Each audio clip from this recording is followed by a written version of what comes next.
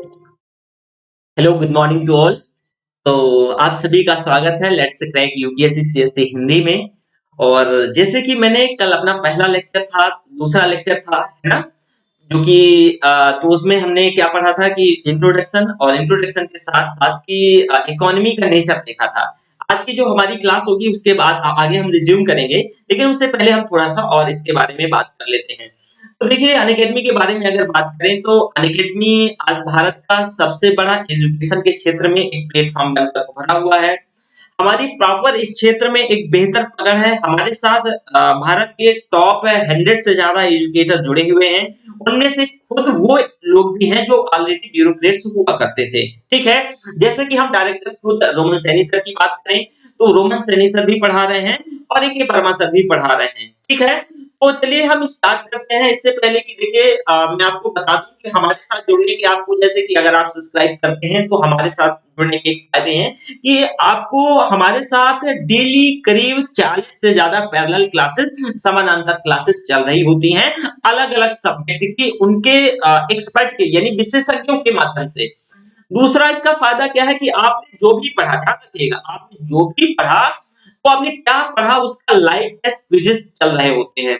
साथ ही साथ हमारे इस प्लेटफॉर्म में स्ट्रक्चर्ड कोर्सेज होते हैं। स्ट्रक्चर्ड कोर्सेज का मतलब कि कोर्स एक पूरी तरीके से, जैसे मान लीजिए कि ऑप्शनल हिस्ट्री की मैं बात करूं तो ऑप्शनल हिस्ट्री का पूरी तरीके से कंप्लीट स्ट्रक्चर्ड कोर्सेज होगा। साथ में जो अनलिमिटेड एक्सेस होता है, अनलिमिटेड एक्सेस का मतलब कि आप एक बार सब्सक्राइब कर लेते हैं तो एक निश्चित टाइम पीरियड के दौरान इसमें से किसी भी प्रकार का आपको कोई लिमिट नहीं लगाई जाती है। आप कभी भी किसी भी टाइम क्या कर सकते हैं, पढ़ सकते हैं। आप इस हमारे ऐप को जाके डाउनलोड कर लीजिए गूगल प्ले स्टोर से, और उससे अपनी पढ़ाई को क्या कर सकते हैं, एक भाग दे सकते हैं। साथ ही साथ आप देख ही रहे हैं कि हमारे साथ भारत के, मैंने जैसे कि बताया कि टॉप 100 से ज्यादा टॉप एजुकेटर हमारे साथ जुड़े हुए हैं। ठीक है ना? अगर हम देखिए बात करते हैं तो हमारे पास कॉम्प्रिहेंसिव सिलेबस कवर किया जाता है। इसमें से 15,000 से ज्यादा कोर्सेज हमारे प्लेटफॉर्म में जो कि पड़े हुए हैं। वही अगर हम बात करें तो इसमें से जो कि हर एक सब्जेक्ट का मोर देन 250 यानी 250 से ज्यादा कोर्सेज जो कि ऑलरेडी रिकॉर्डेड फॉर्म में है, और कुछ अपकमिंग कोर्सेज हैं जो कि हर एक सब्जेक्ट का। साथ ही साथ हमारे पास एक प्लान है, जैसे कि आप सब्सक्राइब करते हैं तो देखिए यहाँ क्या है, अगर आप प्लस सब्सक्रिप्शन लेते हैं तो आपकी प्रिपरेशन एकदम बेसिक से स्टार्ट लगा करके लास्ट जब तक आपको सिलेक्शन नहीं मिल जाता तब तक हम आपके साथ बने रहेंगे। तो उसके लिए आप क्या कर सकते हो, देखिए इसके कई फायदे हैं कि वैसे भी कोरोना काल चल रहा है, और दूसरा ऑनलाइन एक इतना बढ़िया माध्यम बन गया, और हमारे पास तो टॉप एजुकेटर है ही। अब आपको दिल्ली जाने की जरूरत नहीं है, कोई बड़े शहर जाने की जरूरत नहीं है। आप अपनी प्रिपरेशन को अपने घर बैठे कर सकते हैं। ठीक है, साथ ही साथ जो आपको एक्स्ट्रा खर्चा, दुनिया का कहीं रूम ढूंढना होता था, पीजी में रहना होता था, बहुत सारे काम करने होते थे, और ज्यादा ज्यादा टाइम आप कम वहीं पे हो जाता था। आफ्टर ऑल कई बार लोग वहां से डिप्रेस होके चले आते थे, डिप्रेशन का शिकार हो जाते थे। तो ये सारी चीजें बिल्कुल भी नहीं, क्योंकि हमारा ऑनलाइन प्लेटफॉर्म है, और आप देख सकते हैं हमारे पास एक विश्वसनीयता भी है हमारी, क्योंकि हमारे पास जो एजुकेटर है आप देख ही रहे हैं कि जैसे कि अयाज खान, आप नाम सुने ही होंगे, हमारी इसी प्लेटफॉर्म में पढ़ाते हैं, बड़े एजुकेटर हैं। तो सारे एजुकेटर अपने आप में अपने सब्जेक्ट के विशेषज्ञ हैं, तो आप जुड़ सकते हैं। साथ ही साथ अगर कोई नया बिगनर्स है तो उसके लिए 12 माह से लगा करके 36 माह तक का जो सब्सक्राइब कर ले तो बहुत अच्छा रहेगा। आप देखिए सब्सक्राइब करने के फायदे, जो live classes, test series, unlimited practice और स्ट्रक्चर्ड शेड्यूल और पर्सनल कोचेस की भी व्यवस्था है। आपको अगर ये आप सब्सक्राइब करते हैं तो ये मेरा कोड है देवी वाईटी। ये कोड को जैसे आप यूज करेंगे तो आपको 10% का डिस्काउंट मिलेगा, और जो कि 49,500 फी है, ये जाके कितनी हो जाएगी, 44,500 कितनी हो जाएगी, 44,500। ठीक है ना? 44,550। तो इसी तरह हमारे पास 36 माह का जैसे प्लान, इसमें से 90,000 फी है, जाके 81,000 रुपया यानी 81,000 हो जाएगा। ओके, तो ये हमारे पास प्लान एक माह से लगा करके 36 माह तक का है। देखिए मैंने आपको एक माह और 3 माह का क्यों नहीं सजेस्ट कर रहा, यूपीएससी ये किसी से छिपा नहीं है, लॉन्ग लास्टिंग है। ठीक है, तो थोड़ा-सा आपको अपनी मेहनत भी करनी होगी, हमारा आपका हम आपके साथ पूरा सहयोग रहेगा। उसी तरह हमारे पास आइकॉनिक का भी एक प्रोग्राम है, उसमें से हम 12 माह से लेकर के 36 माह तक का इसमें से प्रोग्राम की व्यवस्था करी गई है। इसमें आप देखोगे 36 माह में 1,41,000 रुपयों की फी लगती है। ये मेरा आप कोड यूज़ करोगे तो 10% डिस्काउंट मिलेगा और 1,26,900 रुपया क्या हो जाएगा, इसमें से आपको छूट मिल जाएगी। सॉरी पेड करना होगा, मतलब 10% का छूट मिल जाएगा, ठीक है? तो ये सारे प्लान हैं। इसके साथ-साथ ऑप्शनल की भी व्यवस्था है। इसमें भी आप 1 माह का अगर सब्सक्राइब करते हैं 5,000 फी है, जो कि आप 10% आपको छूट मिलेगा। अगर ये मेरा कोड यूज़ करते हैं, आपको जो फी लगेगी वो 4500 रुपया लगेगी। वहीं 36 माह का इसमें व्यवस्था है 50,000 रुपया, जो कि इसकी फी है 10% डिस्काउंट के बाद आपको 45,000 रुपया पड़ेगी, ठीक है? इसके साथ-साथ देखिए कल हमने जहाँ तक पढ़ा था उसके बाद हम स्टार्ट करते हैं। तो हमें आर्थिक समृद्धि और आर्थिक विकास, उससे पहले मैंने इंट्रोडक्शन बताया था। इंट्रोडक्शन में मैंने बताया था कि इकोनॉमिक्स क्या है। इसके बाद मैं इकोनॉमी का नेचर बताया था कि इकोनॉमी के नेचर में जो खुली अर्थव्यवस्था क्या है, बंद अर्थव्यवस्था क्या है, पूंजीवादी अर्थव्यवस्था क्या है, साम्यवादी अर्थव्यवस्था क्या है, समाजवादी अर्थव्यवस्था क्या है, स्टेट स्पॉन्सर्ड इकोनॉमी क्या है, उन सारी इकोनॉमी के सर्विस इकोनॉमी क्या है, एग्रेरियन इकोनॉमी क्या है, ये सारी चीजें देखिए, ये जो इकोनॉमी का नेचर है वो मैंने अपने सेकंड लेक्चर में पूरी तरीके से कंप्लीट किया है, ठीक है? तो अब उम्मीद करता हूं कि वो सारी चीजें आप दूसरे लेक्चर से कंप्लीट कर लेंगे।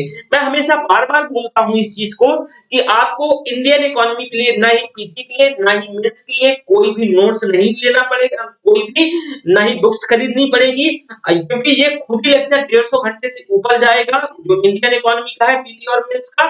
और अगर आपको नोट्स और जो मैं समझा रहा हूं, आप देखिए ये कैसे हो सकता है आप मेरा बिल्कुल भी कतई भरोसा ना करिए, लेकिन आप उन चीजों को खुद जज कर सकते हैं तब भरोसा करिएगा ना। जैसे कि आप लास्ट ईयर का क्वेश्चन पेपर उठाइए और जितना मैंने पढ़ाया है वहां से देखिए कि जो क्वेश्चन आया है क्या वो आपसे सॉल्व हो रहा है कि नहीं, क्योंकि मैं ये चीज तो आपको पहली क्लास में भी बताया था ना भाई। पहली क्लास में बताया था कि एक काम कर लो आप, ये जो कि सिलेबस और सिलेबस के साथ-साथ आपको लास्ट 10 सालों या 12 सालों के क्या होना चाहिए, पेपर होने चाहिए। उससे आप चीजों को क्या कर सकते हैं, समझ सकते हैं। अगर हम बात करते हैं आर्थिक समृद्धि, तो चलिए इसको इकोनॉमिक ग्रोथ कहते हैं। आर्थिक समृद्धि देखिए यह एक मात्रात्मक और एक यह संकीर्ण अवधारणा है। आर्थिक समृद्धि यह एक मात्रात्मक अवधारणा है और यह एक मात्र संख्या से संबंधित है, ठीक है? आर्थिक समृद्धि मात्रात्मक अवधारणा है और यह संख्या से संबंधित है। वहीं आर्थिक विकास यह गुणात्मक अवधारणा है और यह किसी के जीवन स्तर में यानी उसके जीवन स्तर में सुधार से संबंधित है, उसके उच्च लेवल में बढ़ना उससे संबंधित है। यानी किसी की लाइफ स्टाइल का इनहांस होना आर्थिक विकास से उसके जीवन स्तर के सुधार से संबंधित है, ठीक है ना? इनहांसमेंट से संबंधित है। तो मैंने बताया भाई कि आर्थिक समृद्धि संकीर्ण सिंक्रोनाइज्ड कॉन्सेप्ट है।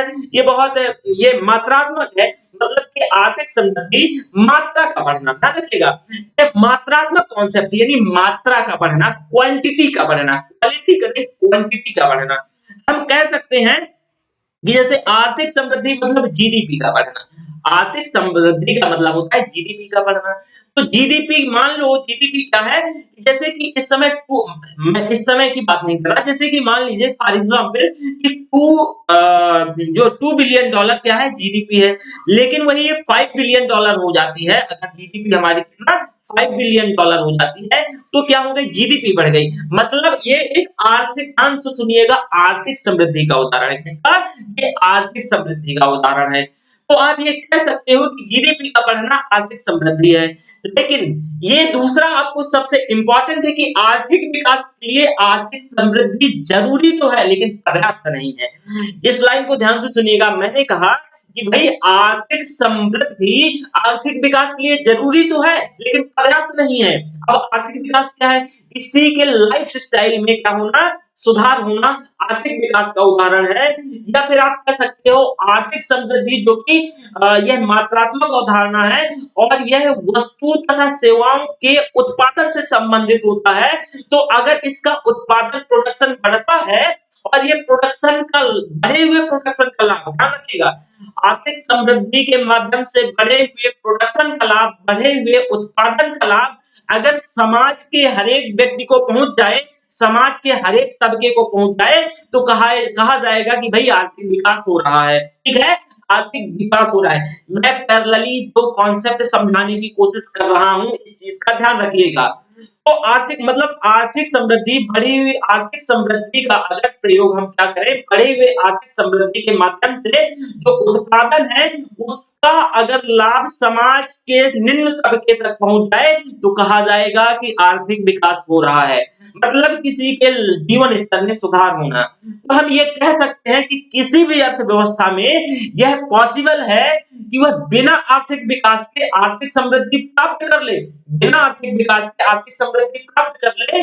लेकिन अब कैसे बिना आर्थिक समृद्धि के, क्योंकि अगर जीडीपी का बढ़ जाना ही आर्थिक विकास नहीं है, इकोनॉमिक डेवलपमेंट नहीं है, क्योंकि जरूरी नहीं है कि हमारी इकोनॉमी कल को $10 बिलियन की हो जाए तो सभी व्यक्तियों की लाइफ स्टाइल में या उसके लाइवलीहुड में, जीवन स्तर में क्या है, सुधार देखने को मिले। तो अगर जब तक किसी व्यक्ति के जीवन स्तर में सुधार नहीं देखने को मिलता, उसकी प्रारंभिक जरूरतें नहीं पूरी होती हैं, तो आर्थिक विकास नहीं कहा जाएगा।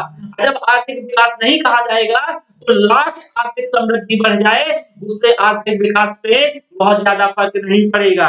तो हम ये कह सकते हैं कि किसी भी अर्थव्यवस्था के लिए यह पॉसिबल है, हो सकता है कि बिना आर्थिक विकास के आर्थिक समृद्धि क्या कर ले, प्राप्त कर ले। वही अगर हम देखेंगे कि जो कि देखिए यह मुख्य रूप से आधुनिक देशों से संबंधित होता है, जो कि अपने संसाधनों को वो क्या कर चुके हैं, विकसित कर चुके हैं। आर्थिक समृद्धि जो दर उन्हीं जो आर्थिक समृद्धि की दर है वो उन्हीं देशों में उच्च होती है जो कंट्री डेवलपिंग होते हैं। मतलब कि ऑब्वियस है कि उन देशों में आर्थिक समृद्धि बहुत उच्च स्तर की नहीं देखी जाएगी जो डेवलप्ड हो चुके हैं। डेवलप्ड होने का मतलब कि जैसे अमेरिका की बात करें या फिर हम ब्रिटेन की बात करें या जापान की बात करें, तो यहाँ आर्थिक समृद्धि बहुत उच्च स्तर पे नहीं देखी जाएगी। कि आर्थिक समृद्धि यहाँ कभी 12% के रेट पे, कभी 10% के रेट पे, कभी 8% के रेट पे नहीं देखी जाएगी। क्यों? क्योंकि यहाँ उतनी मांग नहीं होगी, और यहाँ क्योंकि यहाँ की जो अर्थव्यवस्था है वो ऑलमोस्ट सैचुरेशन पे पहुंच चुकी होगी, वो सैचुरेटेड हो चुकी होगी। तो वहां ज्यादा मांग नहीं है, लोग वहां अपनी चीजों की, वो वस्तुओं और सेवाओं की मांग अपनी शौक पूरा करने के लिए करते हैं। लेकिन जो डेवलपिंग कंट्री होते हैं वो वस्तुओं या सेवाओं की मांग शौक के लिए नहीं सॉरी, बल्कि जरूरतों के लिए करते हैं। किसके लिए? जरूरतों के लिए करते हैं। अब मैंने बताया कि वो अपनी मांग वो शौक के लिए नहीं, कौन? Developing country. जैसे हम भारत, तो हम भारत अपनी वस्तु और सेवाओं, कुछ ही लोगों को छोड़ते हैं, तो वस्तु और सेवाओं की जो मांग है वह शौक के लिए नहीं बल्कि जरूरतों के लिए करते हैं। तो ऑब्वियस है कि जिस देश में इतनी आबादी के साथ साथ जरूरतें ज्यादा होंगी तो आर्थिक समृद्धि की दर कहाँ होगी? उच्च होगी। तो आपसे ये पूछा जा सकता है, पीटी में क्वेश्चन बना सकता है कि विकसित देशों में आर्थिक समृद्धि की दर उच्च रहेगी या फिर विकासशील देशों में उच्च आर्थिक समृद्धि की दर उच्च रहेगी। तो आप कहोगे कि सर विकसित देशों में नहीं बल्कि विकासशील देशों में ये जो आर्थिक समृद्धि है वो उसकी दर उच्च रहेगी। और आप देखते हैं कि 2007-8 में हमारी जो आर्थिक समृद्धि, जो ग्रोथ था, इकोनॉमिक ग्रोथ था, वो 7% 8% की रेट से क्या कर रहा था, इवन 9-10% की रेट से भी ग्रो कर रहा था। ठीक है, तो इसी वजह, क्योंकि हमने सैचुरेशन पे तो नहीं पहुंचे हैं ना। आप साथ ही साथ देखोगे कि आर्थिक जो आर्थिक समृद्धि है तो उसमें संसाधनों की मात्रा, उसके उत्पादन को बढ़ाकर आसानी से प्राप्त किया जा सकता है। अगर क्या हो जाए, उसमें जो आर्थिक समृद्धि में उसका जो प्रोडक्शन है उसकी अगर ऑब्वियस अगर मांग होगी, जहां तो मांग होगी तो इसका प्रोडक्शन तो होगा ही ना। तो ये बहुत सिंपल है कि आर्थिक समृद्धि की वजह से संसाधनों का जो उत्पादन है वो ज्यादा दिखेगा। ठीक है, तो ये सारी चीजें आर्थिक समृद्धि का उदाहरण है। ठीक है, अब आपने देखा, मैं इसी के साथ साथ आर्थिक विकास भी बताता चल रहा था। क्या है? आर्थिक समृद्धि के साथ साथ मैं इसी वजह से आपको आर्थिक विकास भी बताता चल रहा था। इसके साथ साथ हम आगे बढ़ते हैं आर्थिक विकास के लिए।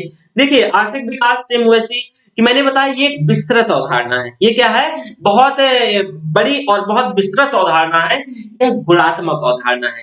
ये गुणवत्ता परक है। ये गुणात्मक कैसे? भाई किसी के जीवन स्तर में सुधार होना, ध्यान रखिएगा। किसी के जीवन स्तर में सुधार होना आर्थिक विकास का उदाहरण है। ठीक है? किसी का लाइवलीहुड में सुधार हो रहा है, ये आर्थिक विकास का उदाहरण है। इसमें ध्यान रखिएगा, आर्थिक समृद्धि जरूरी तो है, आर्थिक विकास के लिए आर्थिक समृद्धि जरूरी तो है, लेकिन पर्याप्त नहीं है। इसका कहने का मतलब बहुत सिंपल और बहुत साधारण है कि भाई बिना जो आर्थिक विकास है, आर्थिक समृद्धि के नहीं पूरा हो पाएगा। लेकिन ये जरूरी नहीं है कि आर्थिक समृद्धि होती रहे तो आर्थिक विकास हो ही जाए।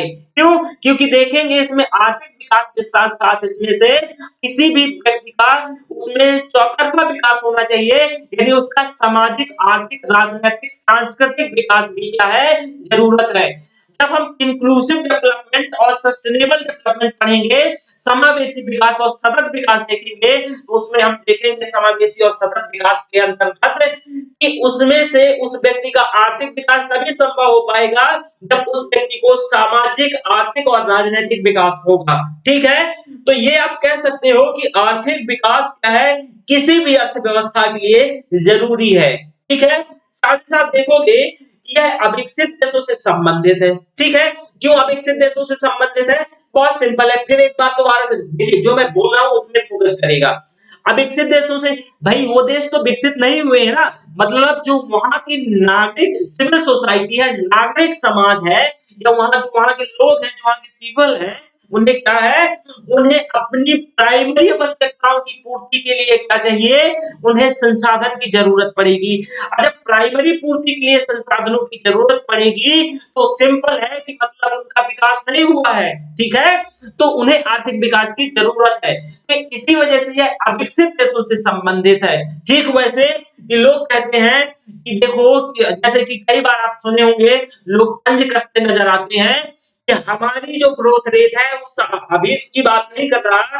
एक मंत्री जी आज से 2-3 साल पहले बोले थे, देख लो अमेरिका की ग्रोथ रेट 4% 5% पे है, और वहीं भारत की ग्रोथ रेट 7% 7.5% पे है, तो हम तो अमेरिका से बेहतर हैं। तो ये नहीं है, इसका मतलब जरा थोड़ा सा दिमाग में फोकस डालिएगा कि भाई वो ऑलरेडी विकसित हो चुके हैं, वो तो अपनी शौक को पूरा करने के लिए चीजों को खरीद रहे हैं, तो उनका आर्थिक विकास तो हो ही चुका है। आर्थिक विकास इस वजह से हमारा आर्थिक ग्रोथ ज्यादा दिख रहा है क्योंकि अभी हमारा आर्थिक विकास इकोनॉमिक डेवलपमेंट नहीं हुआ है, इस वजह से ये चीजें ज्यादा नजर आती है हमें। ठीक है? साथ ही साथ देखोगे कि जैसे इसमें से प्राकृतिक संसाधन और अन्य संसाधन अविकसित देश में क्या है? अविकसित अवस्था में होते हैं, जो अविकसित देश होते हैं, तो उनका वो जो रिसोर्सेस होते हैं, जो संसाधन होते हैं, उनको एक्सप्लोर करने के लिए टेक्नोलॉजी की जरूरत होती है, पूंजी संसाधन की जरूरत होती है, पूंजी निर्माण की जरूरत होती है। वहीं इसके साथ साथ इसमें देखोगे आर्थिक विकास के लिए, ये आर्थिक विकास तभी पॉसिबल है जब तभी संभव है जब सामाजिक, राजनीतिक और क्या है? सांस्कृतिक न्याय संभव हो पाएगा। अगर किसी व्यक्ति का आर्थिक विकास हो जाए और सामाजिक विकास या राजनीतिक विकास नहीं हो पाए, तो हम नहीं कहेंगे कि वह व्यक्ति का विकास हो चुका है या उस व्यक्ति को इंक्लूसिव डेवलपमेंट हो चुका है। ठीक है? तो यहाँ तक अगर मुझे उम्मीद है कि किसी भी स्टूडेंट को कोई डाउट नहीं होगा। देखिए बहुत सारे स्टूडेंट कमेंट करके ये पूछते होंगे कि कई बार कि सर ये बता दीजिए, तो उस टाइम आप कमेंट छोड़ दिया करिए, क्योंकि ये जो है ये फ्री फायर पे जाती है, ये क्लासेस से लाइव नहीं होती है। ठीक है? तो मैं इस क्लासेस को करीब 7-8 घंटे पहले रिकॉर्ड करता हूँ, तो जिस समय आप क्लासेस को देख रहे होते हैं उस समय मैं क्लास में नहीं होता हूँ, और आप कई बार क्वेश्चन पूछते हैं और बोलते हैं कि सर जवाब नहीं दे रहे हैं। तो ऐसा नहीं है, जल्दी हम थोड़ा सा कुछ प्रॉब्लम है, जल्दी लाइव आएंगे, लेकिन फिर भी मैं इसी वजह से चीजों को कई बार क्या करता हूँ, रिपीट कर देता हूँ, ताकि किसी भी प्रकार का आपको कोई प्रॉब्लम ना आए। ठीक है? आगे बढ़ते हैं। अब समावेशी विकास, देखिए इंक्लूसिव डेवलपमेंट और सस्टेनेबल डेवलपमेंट, ये इंक्लूसिव डेवलपमेंट और सस्टेनेबल डेवलपमेंट का मतलब क्या है, ये है क्या, जरा इस पे नजर डाल दीजिएगा। ठीक है? तो चलिए हम इस पे लिख लेते हैं, है ना। इंक्लूसिव डेवलपमेंट इंक्लूसिव डेवलपमेंट और सस्टेनेबल डेवलपमेंट। नेबल डेवलपमेंट, ठीक है। तो पहले हम देखेंगे क्या, इंक्लूसिव डेवलपमेंट, फिर बाद में देखेंगे सस्टेनेबल अर्थात समावेशी विकास, ठीक है। देखिए आपकी स्लाइड में भारी भरकम वर्ड दिए होते हैं, ठीक है, लेकिन मुझे ध्यान से सुनिएगा, यहाँ किसी भी प्रकार से आपको कोई डाउट नहीं रह जाएगा, ठीक है। तो जो इंक्लूसिव डेवलपमेंट है, ये इंक्लूसिव डेवलपमेंट को हम कह सकते हैं कि दो भागों में बांट लें। एक तो ये डेवलपमेंट ऑफ ऑल यानी सबका विकास, और डेवलपमेंट ऑफ ऑल एस्पेक्ट, ठीक है, मतलब चौतरफा विकास यानी डेवलपमेंट इन ऑल एस्पेक्ट, सबका विकास और चौतरफा विकास। तो सबका विकास यानी डेवलपमेंट ऑफ ऑल, देखिए डेवलपमेंट ऑफ ऑल ये न्याय के सिद्धांत पे आधारित है।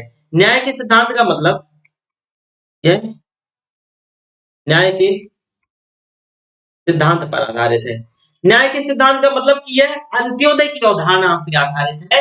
अंत्योदय की अवधारणा यानी अंत से उदय की, सर्वोदय की ओर, सभी का उदय, अंत्योदय अंत से उदय की ओर, मतलब अंत से उदय जो सबसे निचले तबके पर है उसका उदय। तो आप ये कह सकते हो कि जो इंक्लूसिव डेवलपमेंट में डेवलपमेंट ऑफ ऑल यानी सबका विकास, यह क्या है, सबका विकास अंत्योदय की अवधारणा पर आधारित है। ये क्या है, अंत्योदय की अवधारणा पर आधारित है, और उसके साथ साथ ये सर्वोदय की अवधारणा पर, यह न्याय के सिद्धांत पे आधारित है। देखिए जो विकास है, पहले तो आप विकास को समझ लीजिए। विकास एक परिवर्तन का प्रारूप है। मैं इसे दोबारा समझा दूंगा, कोई डाउट नहीं रहेगा। विकास एक परिवर्तन का प्रारूप है, परंतु अगर आप देखोगे कि विकास ये मूल्य निहित अवधारणा है। ये क्या है, मूल्य निहित अवधारणा है। ये मूल्य निहित अवधारणा का मतलब ये मूल्य निहित है, ये मूल्य निहित अवधारणा है, ठीक है। वहीं आप देखोगे ये मूल्य निहित मतलब कि ये वैल्यू ये हमेशा सकारात्मक दिशा में वर्क करेगा। इसका मतलब ये है कि अगर किसी भी व्यक्ति का कोई कह रहा है कि विकास हुआ है, तो उसका विकास सकारात्मक दिशा में हुआ है, ठीक है। अगर कोई व्यक्ति कहता है कि उस व्यक्ति का विकास हुआ है, मतलब वह उस व्यक्ति का विकास नकारात्मक दिशा में नहीं हो सकता। तो इस वजह से ये मूल्य निहित अवधारणा है, ये परिवर्तन का एक प्रारूप है।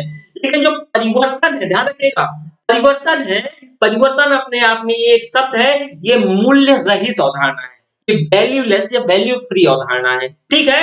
ये किसी भी दिशा में हो सकता है। जो परिवर्तन है ये किसी भी दिशा में हो सकता है, लेकिन विकास मूल्य निहित अवधारणा है। तो आप अगर विकास को समझ गए हैं, देखिए परिवर्तन नहीं, अगर कोई कहते परिवर्तन हो रहा है, तो दिशा और दशा दोनों में परिवर्तन अगर हो रहा है, तो परिवर्तन निगेटिव भी हो सकता है और पॉजिटिव भी हो सकता है।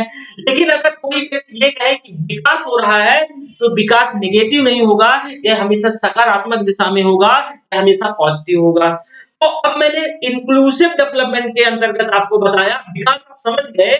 तो इंक्लूसिव डेवलपमेंट यानी समावेशी विकास। समावेशी विकास का मतलब क्या है, हमने देखा इसको डेवलपमेंट ऑफ ऑल यानी इंक्लूसिव डेवलपमेंट है, तो डेवलपमेंट ऑफ ऑल, और दूसरा तो था डेवलपमेंट इन ऑल एस्पेक्ट। तो देखोगे कि सबका विकास और चौतरफा विकास। सबका विकास का मतलब है, सबका विकास कि समाज का कोई भी सदस्य विकास की प्रक्रिया से वंचित ना रह जाए। मतलब समाज का कोई भी सदस्य जो विकास की प्रक्रिया है उससे वंचित ना रह जाए, ये सामाजिक न्याय की अवधारणा है। जैसे कि एक अमेरिकी समाजशास्त्री होते हैं और उनका सामाजिक न्याय का सिद्धांत है। अमेरिकी समाजशास्त्री जॉन रोल्स कहते हैं, वो उनके सामाजिक सिद्धांत में अपना प्रतिपादित करते हैं कि एक जंजीर उतनी ही सशक्त हो सकती है जितनी कि उस जंजीर की सबसे कमजोर कड़ी। इसको मैं 2-3 बार आपको समझाऊंगा, क्योंकि ध्यान रखिएगा इस कॉन्सेप्ट को थोड़ा सा आपको पहली बार में पुश करेगा दिमाग में, लेकिन 2-3 बार में आपके दिमाग में चला जाएगा, ठीक है। मैंने दोबारा से एक बार चीजों को बता रहा हूँ, जरा यहाँ पे मैंने कहा भाई जो समावेशी विकास है, ये समावेशी, हाँ समावेशी विकास है। समावेशी विकास को हम दो भागों में बांट लेते हैं। समावेशी विकास को दो भागों में, एक सबका विकास और चौतरफा विकास। तो सबका विकास मैंने कहा, जो सबका विकास है कि इसमें सबके विकास के अंतर्गत कि समाज का प्रत्येक व्यक्ति जो विकास की प्रक्रिया से जुड़ जाए, कोई भी व्यक्ति वंचित ना रह जाए। विकास समावेशी विकास का मतलब यदि सबका विकास का मतलब है कि समाज का कोई भी सदस्य वंचित ना रह जाए, डिप्राइव्ड ना हो, और ये समाज की न्याय की अवधारणा पे आधारित है। क्या है? ये समाज सामाजिक न्याय की अवधारणा पे आधारित है सबका विकास। तो इसके लिए एक अमेरिकी अर्थशास्त्री, सॉरी अर्थशास्त्री नहीं, समाजशास्त्री, इनका अमेरिकी समाजशास्त्री समाजशास्त्री ये क्या कहते हैं? अमेरिकी समाजशास्त्री जॉन रूल्स, इनका एक न्याय का सिद्धांत, सामाजिक न्याय का सिद्धांत। जॉन रूल्स, जॉन रूल्स, इनका मानना है, जॉन रूल्स कहते हैं कि ध्यान रखिएगा, इनका जो न्याय का सिद्धांत है कि एक जंजीर उतनी ही मजबूत हो सकती है, उतनी ही सशक्त हो सकती है, जितनी कि उस जंजीर की सबसे कमजोर कड़ी। मान लो कि ये कोई जंजीर है और ये कहते हैं कि ये पूरी जंजीर है, तो ये कड़ियों में बटी हुई है। ठीक है, ये क्या है? ये लड़ियों पे या कड़ियों पे बटी हुई है, कड़ियां जुड़ी हुई हैं। तो अगर कोई कड़ी, मान लो ये कड़ी कोई ए है, ये काफी कमजोर कड़ी है, तो ये जॉन रोल्स कहते हैं कि ये जंजीर उतनी ही मजबूत है जितनी कि इसकी सबसे कमजोर कड़ी। मतलब अगर इसमें कोई कमजोर कड़ी रह जाए, तो ये अगर कोई कमजोर कड़ी रह जाए, तो उस कमजोर कड़ी उसका पूरा जो जंजीर है, उस लड़ी का क्या कर देगी? उस जंजीर को ब्रेक कर सकती है। तो हमारा समाज के लिए उन्होंने कहा कि एक समाज उतना ही सशक्त हो सकता है जितना कि सब उस समाज का कोई सबसे कमजोर व्यक्ति, सबसे कमजोर व्यक्ति। मतलब क्या है इसका? बहुत साफ है। वो इस चीज को कहना चाह रहे हैं कि समाज, कोई भी समाज उतना ही सशक्त होगा जितना कि उसका सबसे कमजोर सदस्य, मतलब सामाजिक सशक्तिकरण की बात करते हैं। सामाजिक सशक्तिकरण के लिए सबसे कमजोर सदस्य का सशक्तिकरण होना, उसका एम्पावरमेंट होना सबसे ज्यादा क्या है? जरूरी है। तो अगर सबसे कमजोर व्यक्ति का, सबसे जो डिप्राइव्ड व्यक्ति है, अगर उसका सशक्तिकरण नहीं होता, तो जो सामाजिक न्याय की अवधारणा है, या जो समावेशी विकास है, वो अपना लक्ष्य की प्राप्ति नहीं कर पाएगा। ठीक है, तो ये देखिए मेंस का ये पूरा आपको ऐसा लिखना पड़ेगा मेंस में सॉरी, ये आपको लिखना होगा। ठीक है, तो आपने ये सारी चीजों को देखा। इसके साथ साथ इसी की अवधारणा, जो अंत्योदय की अवधारणा है, यानी अंत से उदय की अवधारणा, जो सर्वोदय की ओर इंगित करती है, मतलब सभी के उदय की बात करती है, ये उसी अवधारणा से क्या है? जुड़ी हुई है। सामाजिक न्याय का सिद्धांत अंत्योदय की अवधारणा से ही क्या है? जुड़ा हुआ है। वही समावेशी विकास का दूसरा पक्ष भी है। ये समावेशी विकास है, इसका दूसरा पक्ष यानी चौतरफा विकास। ध्यान रखिएगा, हमने देखा सबका विकास, मतलब समाज में कोई भी व्यक्ति विकास की प्रक्रिया से वंचित ना रह जाए, उसको समावेशी विकास कहेंगे। यानी सभी का डेवलपमेंट हो जाए, सभी का डेवलपमेंट ऑफ ऑल, सभी का विकास हो जाए, तभी समावेशी विकास का लक्ष्य पूरा होगा। इसका दूसरा पहलू, इसका क्या है? दूसरा पक्ष क्या है? चौतरफा विकास। अब देखिएगा, पहले को दूसरे से जोड़ के देखिएगा, तभी ये आपको पूरा कॉन्सेप्ट समझ आएगा कि समावेशी विकास क्या है और इसकी अवधारणा क्या है। ठीक है, चौतरफा विकास, चौतरफा विकास, डेवलपमेंट इन ऑल एस्पेक्ट, चौतरफा विकास। देखिए, जो चौतरफे विकास की अगर हम बात करते हैं, जो चौतरफा विकास है आप देख रहे हो, ये चौतरफा विकास क्या है? देखिए, विकास से तात्पर्य आर्थिक विकास के साथ साथ सामाजिक, राजनैतिक, सांस्कृतिक, ये सभी विकास की बात करी जाती है। ये सभी विकास अगर सुनिश्चित होता है, वो हर एक उस व्यक्ति का, मतलब चारों तरफ से विकास संभव हो, तभी ये क्या कहलाएगा? उसका दूसरा पक्ष समावेशी विकास क्या होगा? पूरा होगा। मतलब क्या है? दोबारा से सुनिएगा, मैंने बोला कि समावेशी विकास का जो दूसरा पक्ष है, दूसरा पक्ष विकास का ये वह प्रारूप है कि आर्थिक विकास के साथ साथ किसी व्यक्ति का राजनैतिक विकास सुनिश्चित हो, और राजनैतिक विकास के अंतर्गत सामाजिक सामाजिक विकास, सामाजिक न्याय भी उसे मिले, और सामाजिक न्याय के साथ साथ उसको क्या है? सांस्कृतिक विकास भी उसका हो। ठीक है, तभी यह चौतरफा विकास की जो संकल्पना है, तभी पूरी होगी। अब आप कह सकते हो कि भाई अगर किसी व्यक्ति का राजनैतिक विकास सुनिश्चित हो तो राजनैतिक विकास के लिए जो राजनैतिक भागीदारी उसको क्या है, राजनीति में भागीदारी, चुनाव लड़ना जैसे ये अगर उसको ये वो राजनैतिक भागीदारी उसकी है, वो पॉलिटिकल रूप से एम्पावर्ड है, तो ये कहा जाएगा कि उसका उस व्यक्ति का राजनीतिक विकास हो चुका है। आर्थिक विकास की रोजगार के अवसर सुनिश्चित किए गए हों, अगर उस व्यक्ति को रोजगार के अवसर सुनिश्चित किए गए हों, रोज बेरोजगार ना हो, गरीबी उन्मूलन गरीबी को समाप्त करने के लिए कुछ ऐसा रिवोल्यूशन या गरीबी उन्मूलन को सुनिश्चित किया गया हो, साथ ही साथ उस व्यक्ति को जो आर्थिक रूप से क्या है सशक्त बनाया गया हो, वह आर्थिक विकास का उदाहरण है।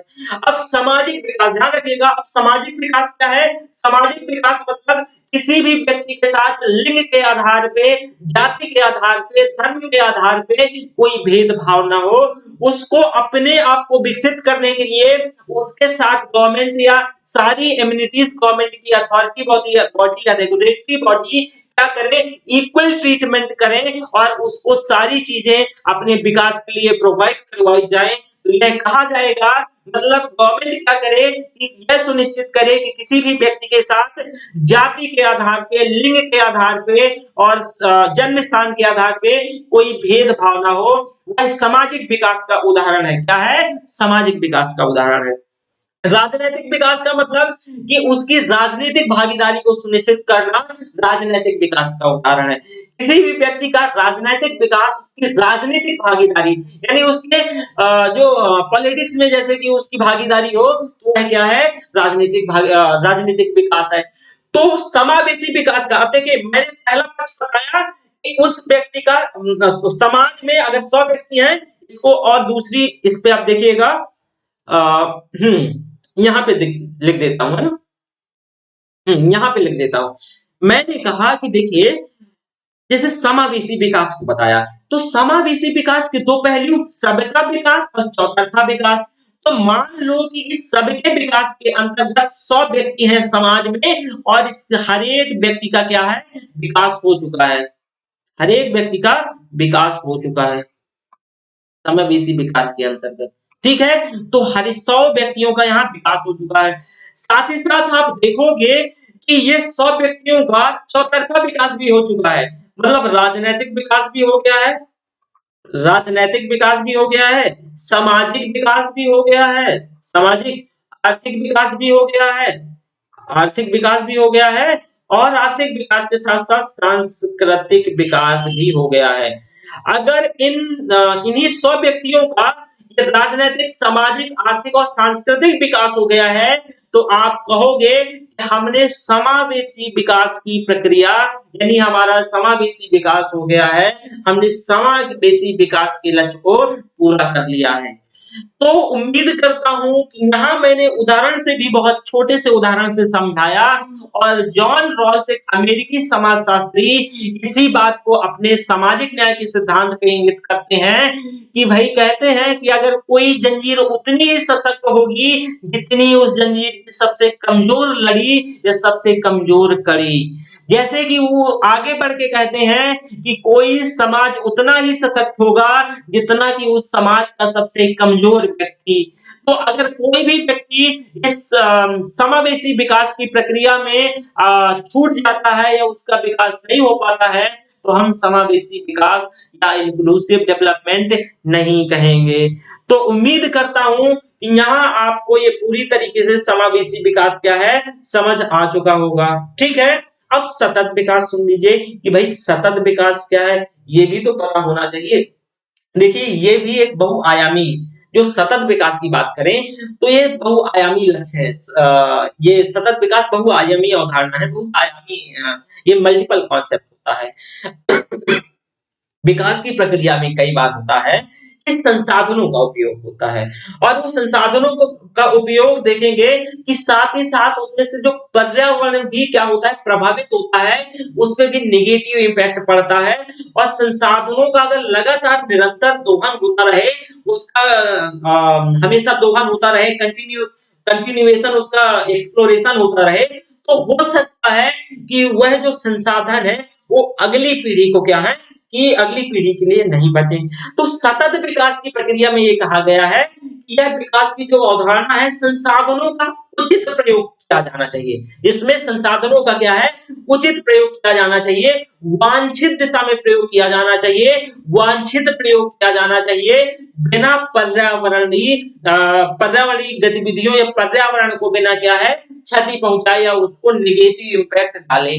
तो ये कहा जा सकता है कि हम समग्र सतत विकास के अंतर्गत कि हम अपनी जरूरतों को कुछ ऐसा पूरा करें जो वांछित दिशाओं में वर्क करें, ताकि हम आने वाली जो अगली पीढ़ी है वो अगली पीढ़ी को भी संसाधन क्या है बच सके। तो यही सतत विकास है, ताकि हम अगली पीढ़ी को भी संसाधन उपलब्ध करवा सके। जैसे हम ये कह सकते हैं कि भाई जो हमें संसाधन मिले हैं, जो हमें रिसोर्सेस मिले हैं, वो रिसोर्सेस हमें कोई अपने जो अपने पूर्वजों के बाद हमें द्वारा दिए गए हैं, वो कोई हमें ऐसा एसेट नहीं दी गई है, बल्कि वह एक तरीके से डेट या ऋण के रूप में दिया गया है। ठीक है, यानी ऋण के रूप में दिया गया है जो हमें अगली पीढ़ी को चुकाना है, मतलब जो हमें अगली पीढ़ी को चुकाना है।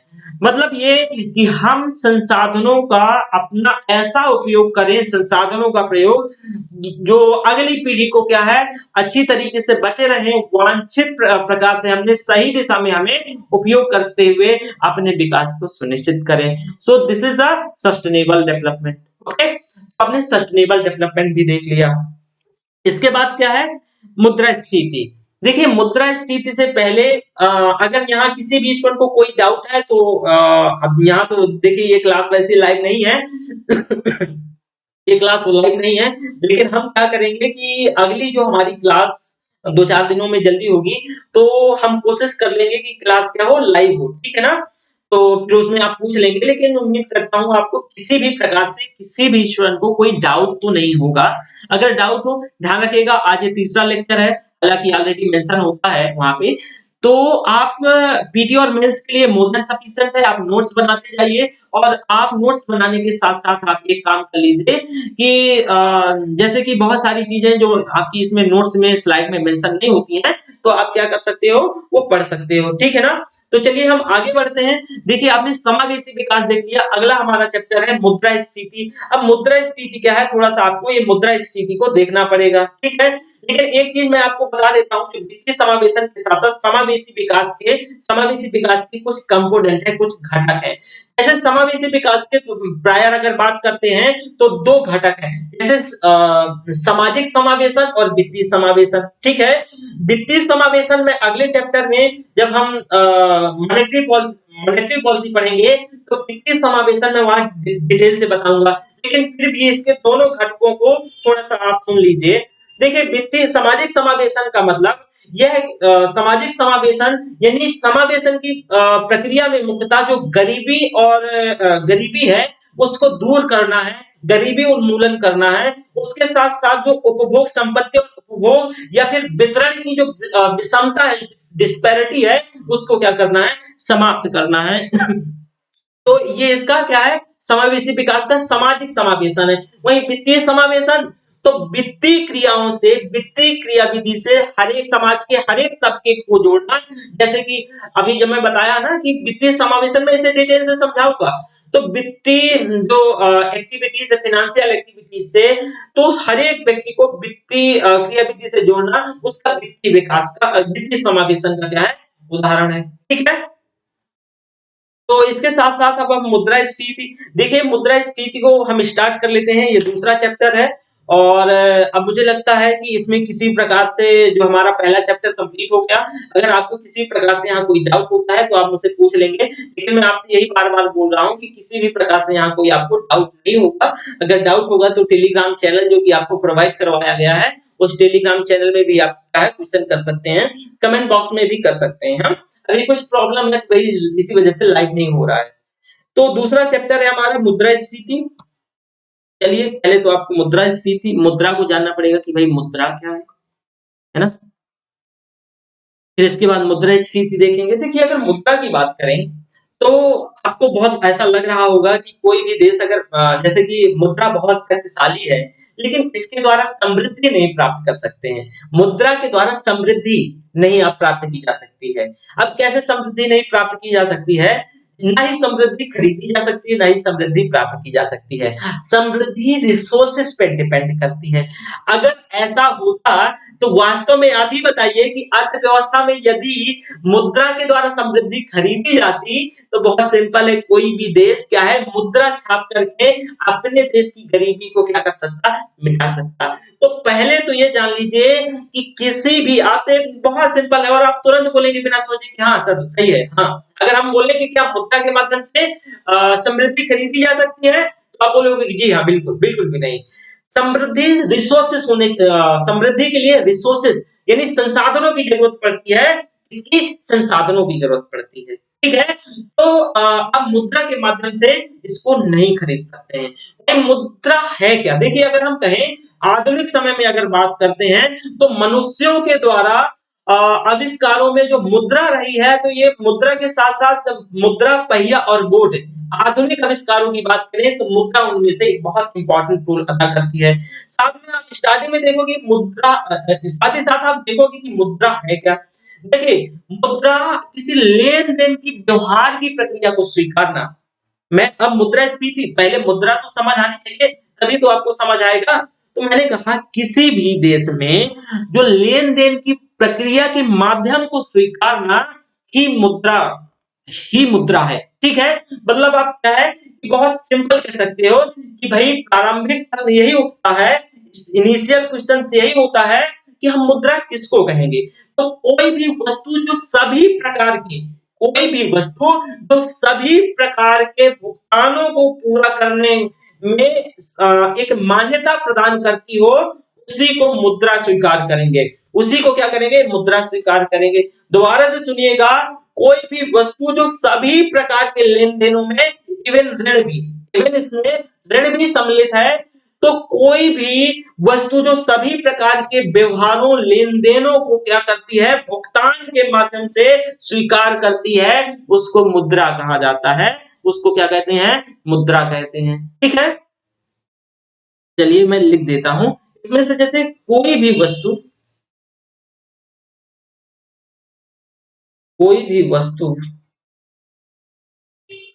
जो सभी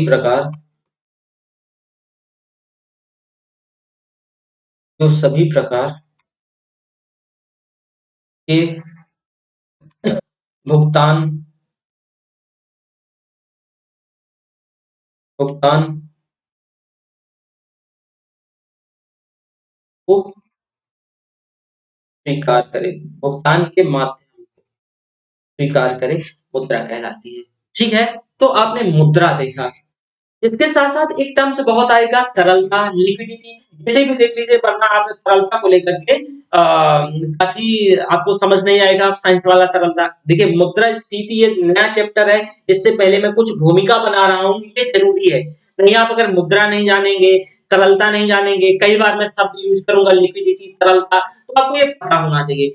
देखिए वह मुद्रा जिसका निर्गमन सरकार या रिज़र्व बैंक अगर करे, तो उसको वैधानिक मुद्रा कहेंगे। ठीक है ना? उसको क्या है? वैधानिक मुद्रा कहेंगे।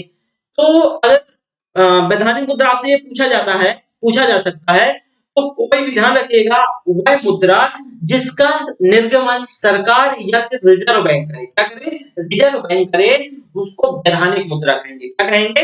वैधानिक मुद्रा कहेंगे। ठीक है? तो आपने मुद्रा को भी देखा कि वैधानिक मुद्रा क्या है? लीगल मनी क्या है? लीगल मनी को भी आप जान गए हैं ना? इसके साथ-साथ पहले तो कई राजाओं के अपने-अपने क्या होते थे जो राजा थे उनकी मुद्राएँ होती थी। तो सभी को तो थोड़ी नहीं आज हम यूनाइट हैं एक तरीके से, तो जो सरकार है या फिर हमारा आरबीआई किस चीज़ को क्या करे लेन-देन को या निर्गमन को स्वीकार करे, वही क्या है? मुद्रा का एक फॉर्मेट है। मुद्रा के कुछ कार्य होते हैं, जैसे मुद्रा के कार्यों की बात करें तो हम 2-3 भागों में मुद्रा के कार्यों को बाँट सकते हैं।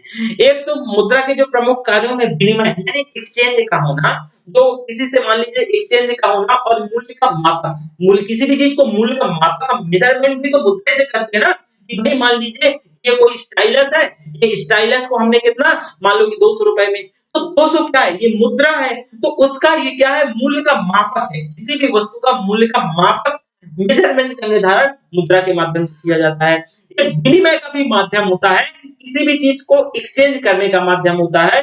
जैसे कि मान लीजिए कि आप किसी शॉप वाले के पास जाएंगे और बोलेंगे कि भाई मुझे कोई क्या कर दो, कि मुझे एक स्टाइलस दे दो, तो किससे, कि विनिमय का माध्यम है। मुद्रा क्या है, विनिमय का माध्यम। साथ ही साथ यह मूल्य का संचय करता है। क्या करता है, मूल्य का संचित करता है और स्थगित भुगतानों का मान भी करता है। जो स्थगित भुगतान है उनका मान। और अगला ये है, मूल्य का हस्तांतरण करता है, मूल्य का हस्तांतरण करता है। यह मुद्रा के कार्य हैं, ठीक है, ये मुद्रा के कार्य हैं। अब हम देखोगे कि ये तरलता क्या है। तरलता एक वर्ड आएगा बार बार, इसी भी मैं आपको,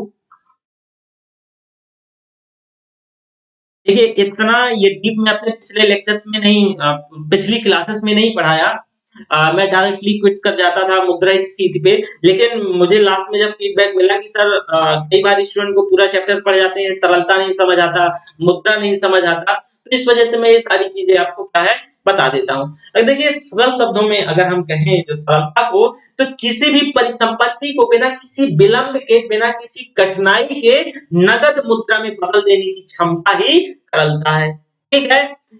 ध्यान से सुनिएगा, किसी भी परिसंपत्ति को, किसी भी एसेट्स को आपके पास कुछ भी हो, बिना किसी देरी के, बिना किसी विलंब के, बिना किसी कठिनाई के नगद मुद्रा में, कैश में बदल देने की क्षमता ही तरलता है, ठीक है।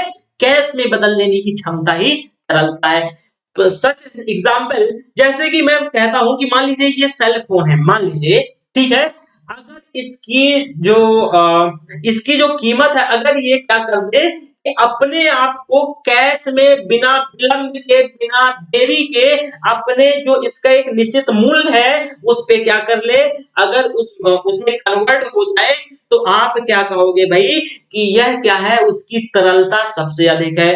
तो कह सकते हो कोई भी परिसंपत्ति हो, कोई भी एसेट्स हो दुनिया की, वो बिना किसी देरी के, बिना किसी कठिनाई के वो कैश में क्या है, नगद मुद्रा में क्या हो जाए, नगद मुद्रा में, कैश में बदल देने की जो क्षमता है, वही क्या है, तरलता है। ये इसका जो व्यय है वो इच्छा अनुसार, ठीक है, मतलब इसका व्यय इच्छा अनुसार किया जा सके, जो जहां भी कोई भी कर सकता है। जैसे कि मान लीजिए कि आपने रुपया, तो मैं उसका व्यय कहीं भी कर सकता हूँ बिना किसी रिस्ट्रिक्शन के, कहीं भी उसको निवेश कर सकता हूँ, तो वही क्या है, तरलता है, लिक्विडिटी है। वो उस तरलता से मत इसको ले लीजिएगा जो हम साइंस में पढ़ते हैं, तरलता हम साइंस में पढ़ते हैं, है ना। तो आप उस तरलता से अगर आप ले लें, तो हम उस साइंस में पढ़ते हैं, उस तरलता से मत ले लीजिएगा, बार बार कहता हूं। तो आपको तरलता वर्ड समझ आ गया होगा, मुद्रा वर्ड समझ आ गया है, किसी भी प्रकार से कोई डाउट नहीं होगा उम्मीद करता हूं। अब हमारा नया चैप्टर है मुद्रास्फीति, यहाँ आपको बहुत सारी चीजें क्या है आपको देखने को मिलेगी। उम्मीद करता हूँ यहाँ मैं थोड़ा सा टेक्निकल टॉपिक है, थोड़ा धीरे समझाऊंगा और आपको यहाँ किसी भी प्रकार से कोई डाउट नहीं रह जाएगा। तो चलिए हम स्टार्ट कर लेते हैं ना। देखिए मुद्रास्फीति क्या है। अगर हम मुद्रास्फीति की बात करते हैं, तो मुद्रास्फीति यानी वस्तु और सेवाओं के मूल्य में लगातार वृद्धि को मुद्रास्फीति कहते हैं। लेकिन मुद्रास्फीति को सामान्य बोलचाल की भाषा में क्या क्या कहा जाता है, इसको महंगाई कहा जाता है। मुद्रास्फीति एक्चुअल में मुद्रास्फीति का महंगाई एक फैक्टर है। मैंने बोला कि समान बोलचाल की भाषा में इसको महंगाई कहते हैं, लेकिन महंगाई मुद्रास्फीति का एक फैक्टर है। मतलब क्या है, मुद्रास्फीति को दोबारा सुनिएगा थोड़ा सा। आप आज बोल रहे थे स्टूडेंट, जैसे कल के लेक्चर में सर थोड़ा फास्ट बोलते हैं तो धीमा बोला करिए। मैंने कहा कि मुद्रास्फीति वस्तु तथा सेवाओं के मूल्य में लगातार वृद्धि को मुद्रास्फीति कहते हैं। दोबारा सुनिएगा, वस्तु तथा सेवाओं के, वस्तु ये स्टाइलस हो गया, सेवा मैं प्रदान कर रहा हूं, अगर इनके मूल्य में लगातार वृद्धि हो, कंटिन्यूएशन ग्रोथ देखा जाए, कंटिन्यूएशन क्या है, प्रोग्रेस देखी जाए, तो उसी को मुद्रास्फीति कहा जाएगा, उसी को इन्फ्लेशन कहा जाएगा, इसी को समान बोलचाल की भाषा में महंगाई, ठीक है, क्या है, समान बोलचाल की भाषा में इसी को महंगाई कहते हैं। अब आपने देखा कि महंगाई, तो देखिए महंगाई एक्चुअल में इसका क्या है, एक फैक्टर है। महंगाई मुद्रास्फीति का एक फैक्टर है। मुद्रास्फीति का एक यानी कारक है। आप देखोगे कि महंगाई के अंतर्गत आपको सामान्य बोलचाल की भाषा में तो आप कह सकते हो कि इन्फ्लेशन है, लेकिन महंगाई के अंतर्गत इसका क्या इम्पैक्ट पड़ेगा अगर महंगाई लगातार बढ़ रही है, और क्या समाज में इम्पैक्ट पड़ेगा, उसके साथ साथ हमारी सोसाइटी के साथ मार्केट में क्या इम्पैक्ट पड़ेगा, वो जानना जरूरी है, क्योंकि क्वेश्चन इसके इम्पैक्ट से आएगा। तो मुद्रास्फीति के कारण हमारे बजट में विपरीत प्रभाव पड़ता है। अब ये एक एक पॉइंट मैं समझाते चलूंगा। हमारे बजट में विपरीत प्रभाव का मतलब क्या है? मैंने बोला कि मुद्रास्फीति महंगाई की वजह से हमारे बजट में निगेटिव इम्पैक्ट देखने को मिलता है, विपरीत प्रभाव पड़ता है। जैसे मान लीजिए कि हमारा बजट क्या है, कोई भी चीज पहले 10 रुपए की मिलती थी, ठीक है? पहले हमारा बजट क्या था? 30 रुपए था, ठीक है?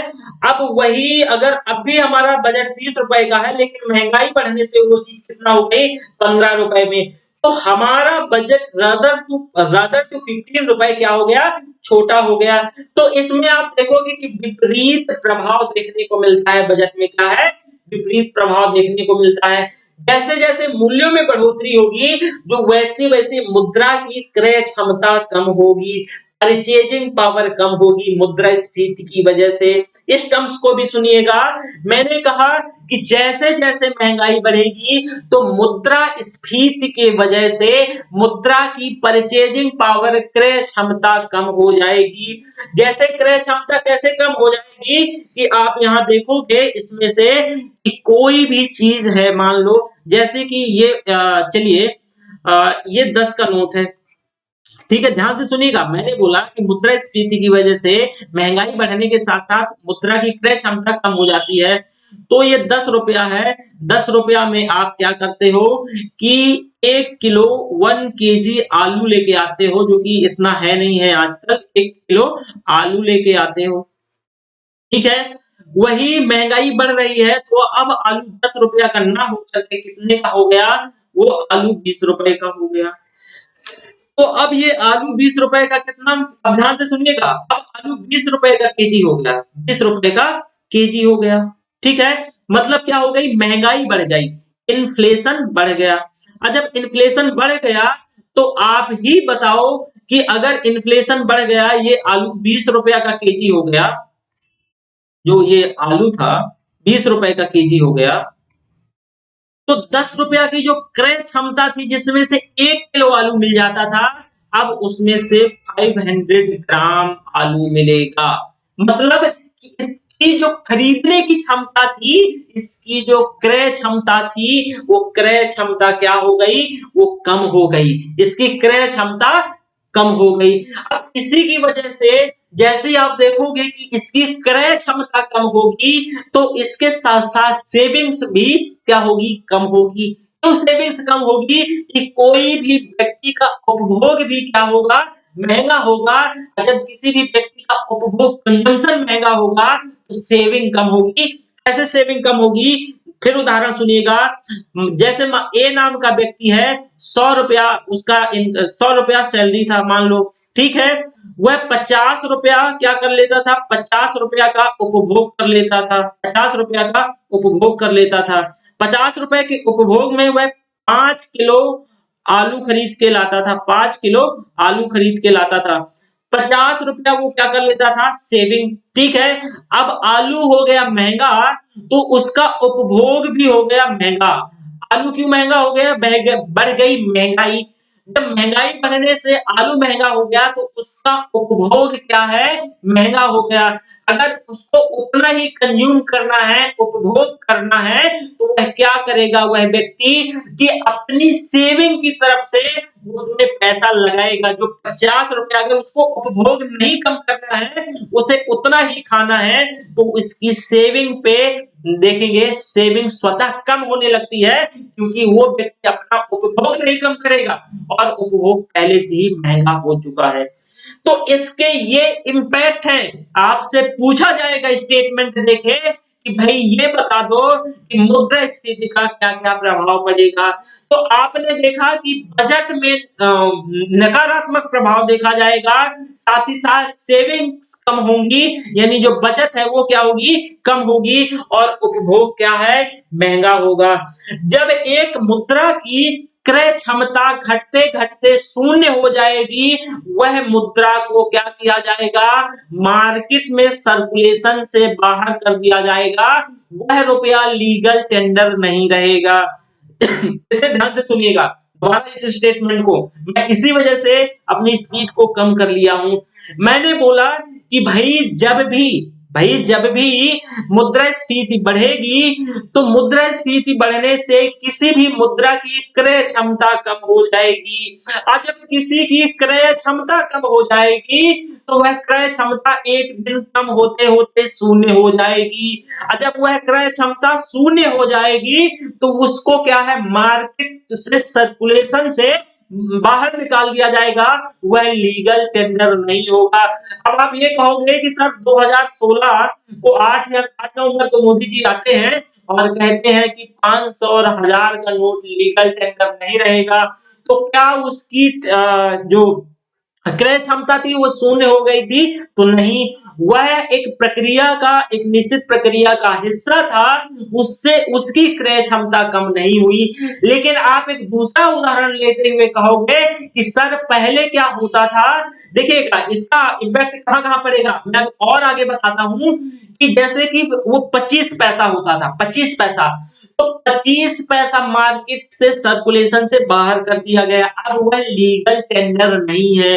क्यों लीगल टेंडर नहीं है? क्योंकि 25 पैसे में कुछ मिलने ही नहीं लगा, उसकी परचेजिंग क्षमता, खरीदने की क्षमता, क्रय क्षमता 25 पैसे की हो गई शून्य, और जब 25 पैसे की क्रय क्षमता, परचेजिंग पावर क्या हो गई, शून्य हो गई, तो उसको मार्केट से सर्कुलेशन से बाहर कर दिया गया, अब वह लीगल टेंडर नहीं है। सरकार, इसी का एक कारण भी है कि सरकार क्या करती है, जैसे जैसे महंगाई बढ़ेगी, तो जो कॉइन्स होता है, तो कॉइन्स को क्या किया जाएगा, जो कॉइन्स को क्या किया जाएगा कि उसका आकार छोटा देखने को मिलेगा आपको। कैसे? आप ध्यान करिए जरा कि आज से 10 साल पहले जो 1 रुपया का कॉइन्स आता था, वो काफी बड़ा आपके पास कॉइन्स आता था, लेकिन आज जो 1 रुपया का कॉइन्स आ रहा है, वो कितना छोटा आ रहा है। वो ऐसा क्यों हुआ?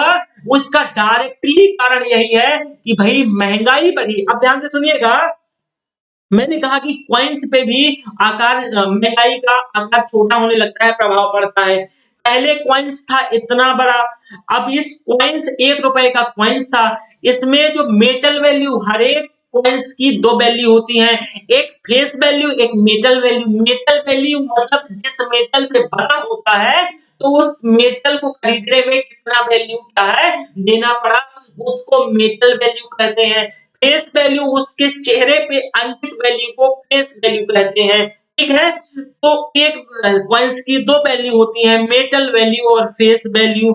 जो ये मेटल वैल्यू है, अगर आप मेटल वैल्यू की बात करेंगे, तो मेटल वैल्यू मान लो पहले 1 रुपए बनाने में 60 पैसे खर्च होते थे, लेकिन महंगाई तो बढ़ गई, अब इसी को बनाने में 90 पैसे या फिर क्या है, पूरे पूरे 1 रुपए क्या होते हैं, लगते हैं, ठीक है, 100 पैसे लगते हैं।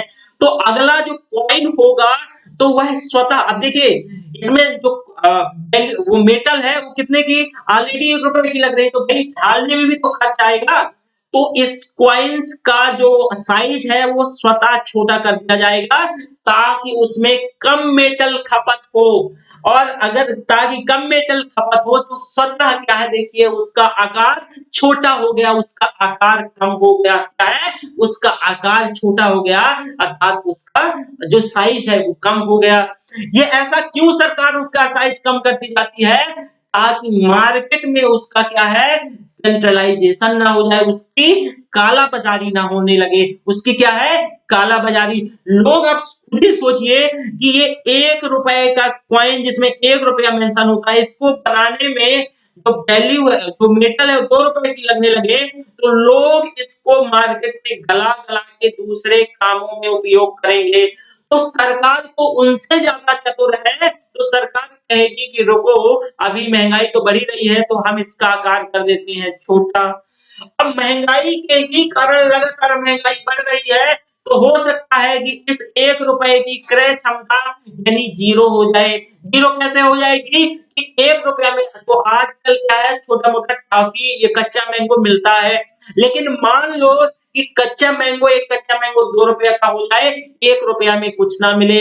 तो 1 रुपया में जब कुछ ना मिले तो स्वतः क्या हो जाएगा, आप देखोगे कि जब 1 रुपया में कुछ नहीं मिलेगा, स्वतः इसका आकार वो स्वतः इसको मार्केट से सर्कुलेशन से बाहर कर दिया जाएगा, यह लीगल टेंडर नहीं रहेगा।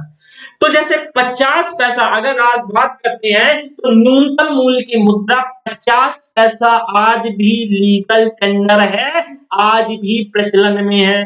50 पैसा आज भी लीगल टेंडर है, आज भी प्रचलन में है। ठीक है, लेकिन आप 50 पैसे को मात्र 10 रुपया तक सरकारी एमिनिटीज किसी भी सरकारी संस्थाओं में भुगतान कर सकते हैं। मान लो कि आप बिना हेलमेट के जा रहे थे और आपको क्या हुआ कि पुलिस वालों ने आपको पेनल्टी लगा दी, ठीक है, तो आपको 100 रुपया की पेनल्टी लगाई, तो मात्र 50 पैसे में 10 रुपए तक का भुगतान कर सकते हो। मतलब अगर आपके पास 90 रुपया वो और अगर 10 रुपया के 50 पैसे हैं तो वह आपको मना नहीं करेंगे, लेंगे। ठीक है ना, क्या है, वो मना नहीं करेंगे, वो लेंगे। कभी कभी ना बोलते बोलते कई बार, क्योंकि मैं देखिए मेरी हमेशा से आदत रही है, मैं कभी भी अपने लेक्चर में कभी बकवास नहीं करता। मेरा सिंपल सा काम होता है, मैं आता हूँ लेक्चर डिलीवर करता हूँ और हाँ, तब भी जब मैं लाइव भी आता हूँ तो आपके जो लीगल क्वेश्चन है वही लेता हूँ, इसके बाद कुछ नहीं। ठीक है, चलिए, तो लीगल क्वेश्चन का मतलब कि जो आपके वांछित हैं, जो आपको लगता है कि नहीं वैसे क्वेश्चन जरूरी है, पूछने चाहिए, उन्हीं क्वेश्चन को लेता हूँ। ठीक है, तो जैसे कई बार मैं बोलते बोलते थोड़ा सा प्रॉब्लम होने लगती है गले में, तो यहां तक आपने देखा कि भाई 50 पैसे का जो है 10 रुपए तक में आप 50 पैसे का भुगतान कर सकते हो। ठीक है, अब इसका प्रभाव अभी तो आपने देखा कि मार्केट में क्या प्रभाव पड़ रहा है, अब देखिएगा कि समाज में क्या प्रभाव पड़ेगा।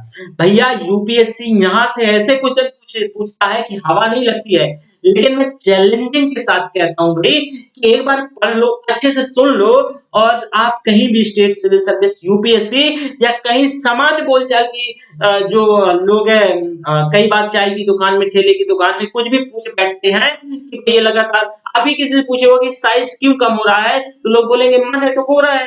तो ऐसी थोड़ी ना है, हर एक घटना के पीछे कुछ ना कुछ कारण होता है। ठीक है, हर एक घटना के पीछे कुछ ना कुछ कारण होता है, तो वैसे ही कारण है। तो अगर आप देखिए, इकोनॉमी पूरा कॉन्सेप्ट से संबंधित होता है, कॉन्सेप्ट से जुड़ा हुआ होता है। एक बार आप पढ़िए तो सही, फिर आपको खुद ही समझ आ जाएगा कि वाकई में सारा सब कुछ कॉन्सेप्ट है। मैंने इसमें से कुछ रटने को नहीं आपको कहा और ना ही रटना है, बस एक बार आप अच्छे से सुन लीजिए और यह आपके लिए मोर देन सफिशिएंट है। ठीक है, आगे बढ़ते हैं। अब देखिएगा, मुद्रास्फीति का समाज के निर्धन वर्ग पे सबसे ज्यादा प्रभाव देखने को मिलता है। जो मुद्रास्फीति का कहा समाज के निर्धन वर्ग पे सबसे ज्यादा प्रभाव देखने को मिलता है। ऐसा इसलिए क्योंकि देखिए उसका कारण है, यहां से मैं लिख देता हूं, महंगाई है, जो मुद्रास्फीति है, इस मुद्रास्फीति का क्या पड़ता है, जो मुद्रास्फीति है समाज में, ध्यान रखिएगा, मुद्रास्फीति का समाज में सबसे निर्धन वर्ग पर इस पे ज्यादा प्रभाव देखने को मिलता है। निर्धन वर्ग पे, अब बोलोगे कि सर निर्धन वर्ग पे कैसे, ध्यान से सुनिएगा। देखिए, दो व्यक्ति हैं, एक व्यक्ति ए, एक व्यक्ति बी। ठीक है, ये व्यक्ति निर्धन है, ये पुअर है, और ये बी, ये क्या है, धनाढ्य है, रिच है। ठीक है, तो ये व्यक्ति रिच है, ये व्यक्ति निर्धन है। आप देखोगे कि इन दोनों, इनकी कमाई 100 रुपया है, इनकी कमाई क्या है, 200 रुपया है। ठीक है, ये व्यक्ति पहले 100 रुपया में 100 रुपए में अपना 10 दिन का खाना चला लेते थे। ठीक है, महंगाई बढ़ने के कारण इस व्यक्ति का 10 रुपए का खाना क्या हुआ कि अब वह 10 दिन का खाना वो 8 रुपए में, 8 दिन में परिवर्तित हो गया। 8 दिन में, मतलब महंगाई बढ़ गई, तो जो 10 दिन का खाना, सॉरी 100 रुपए में 10 दिन का खाना आता था, महंगाई बढ़ने के चलते वो 8 दिन का आने लगा। तो आप देखोगे कि इस ये व्यक्ति पुअर है, निर्धन है, तो इस पे डायरेक्टली इसका असर देखने को मिला। क्या है? डायरेक्टली देखने को मिला। ये व्यक्ति हैंड टू माउथ पुअर है। लेकिन अब हम चलते हैं व्यक्ति बी के पास। ये व्यक्ति की बी के पास 200 रुपया है, क्योंकि ये क्या है? रिच है। और एग्जाम्पल, बस मैं एग्जाम्पल दे रहा हूं, आपको समझना है, ठीक है? तो यह व्यक्ति क्या किया? 100 रुपए का उपभोग कर लिया। 100 रुपए को क्या कर दिया? अपने इसने बैंक में डाल दिया। 100 रुपया इसने बैंक में डाल दिया और 100 रुपया का इसने उपभोग कर लिया और 100 रुपया इसने बैंक में डाल दिया। तो नो डाउट महंगाई का असर तो इसके 100 रुपया में भी यहाँ देखने को मिलेगा भाई, क्योंकि इसने क्या किया? देखोगे कि 100 रुपया तो अगर महंगाई अगर ये भी 10 दिन का खाना लाता था अपने को, तो इसका भी 8 दिन का ही खाना आएगा। तो यहाँ तो इस पे असर देखने को मिला, लेकिन यहाँ इसने जो बैंक में डाला है, तो महंगाई के चलते भाई इस बैंक ने अपना क्या है, जो व्यक्तियों को वह इंटरेस्ट देता है उसका भी रेट बढ़ा देगा। तो अगर इसका मान लीजिए कि जो 8 दिन का खाना आता है, इसने 20 रुपया अतिरिक्त इंटरेस्ट कमा लिया। क्यों? इसने 100 रुपया तो बैंक में जमा कर दिया था ना, तो 20 रुपया का वो प्रभाव इसने यहाँ अतिरिक्त कमाया, उसने अपना यहाँ लगा दिया, तो फिर उसने अपना 10 दिन का खाना बना लिया। बहुत साफ है कि इस व्यक्ति के पास सेविंग थी, तो जैसे जैसे ध्यान रखिएगा, जैसे जैसे क्या होगा, महंगाई होगी, तो उसका पैसा मार्केट में भी तो होगा ना, क्योंकि सेविंग भी है, तो उसमें भी तो महंगाई का असर वहां पॉजिटिवली देखने को मिलेगा। और वहां महंगाई का असर तो इस प्रभाव को डिमिनिश कर देगा। मतलब उसका जो सेविंग वाला सेविंग साइड है, वो इस वाले प्रभाव को क्या कर देगा? खत्म कर देगा। तो अब इस पे तो ओवरऑल देखें तो इस पे तो प्रभाव नहीं, एक तरीके से खत्म हो गया इस पे प्रभाव। लेकिन निर्धन व्यक्ति कहां से लाएगा? वो तो हैंड टू माउथ है। क्या है? वो हैंड टू माउथ है। तो इसी वजह से कहा जाता है कि भाई निर्धन व्यक्ति है जो, निर्धन व्यक्ति पे इसका ज्यादा असर देखने को मिलता है महंगाई का। ठीक है? क्या है? निर्धन व्यक्ति पे महंगाई का ज्यादा असर देखने को मिलता है। ठीक है? तो आपको ये समझ आ गया कि भाई ये क्या ऐसा कारण है, क्या ऐसा रीजन है, क्यों ऐसा होता है कि निर्धन व्यक्ति, आपसे पूछेगा कि समाज में सबसे ज्यादा असर कहाँ होता है, तो निर्धन व्यक्ति पे असर होता है। दूसरा, महंगाई जब जब होती है, जब जब मुद्रास्फीति की वजह से जो पैसा देने वाला होता है, जो पैसा लेंडर होता है, उसको घाटा होता है और रिसीवर को फायदा होता है। ऐसा रिसीवर को फायदा होता है, लेंडर को लॉस होता है मुद्रास्फीति की दशा में। अब इसको भी मैं बता दूं, देखिए भूलेंगे नहीं, कभी भी नहीं भूलेंगे, ये चीजों को समझा सकेंगे। चलिए, इसको मैंने कहा जैसे कि जो पैसा देने वाला है, ठीक है, जैसे ऋण देने वाला, ऋण देने वाले को महंगाई में क्या होगा? लॉस होगा, हानि होगी, हानि होगी। और लेने वाले को लाभ होगा। अब ये कैसे लाभ होगा? खुद ही सोचिए आप कि मान लीजिए कि आज महंगाई है, व्यक्ति ए है, व्यक्ति बी है, दोबारा से सुनिएगा, ठीक है ना? तो व्यक्ति ए और व्यक्ति ए के पास पैसा है, मान लीजिए इसके पास 100 रुपया है, व्यक्ति 100 रुपया है, तो इस समय इंटरेस्ट रेट क्या है? 10% से है। ठीक है? व्यक्ति बी को 100 रुपया इसने उधार दे दिया, ठीक है, और महंगाई मान लो बढ़ गई, महंगाई यहाँ पे इन्फ्लेशन क्या है? इन्फ्लेशन बढ़ गया, महंगाई बढ़ गई। तो महंगाई बढ़ जाएगी तो इसका जो इंटरेस्ट रेट है वो भी तो बढ़ जाएगा। क्या है? इंटरेस्ट रेट भी तो बढ़ जाएगा।